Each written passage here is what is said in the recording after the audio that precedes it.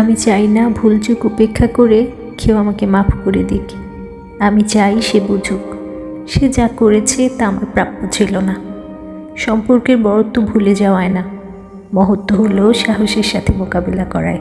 ভালোবাসায় কাউকে আগলে রেখে তাকেই শুধরে দেয় কিংবা নিজেকে শুধরে নেয়, কিন্তু জরুরি হলো থাকতে জানাও সম্পর্কের দাবি, ধরে রাখতে পারাও।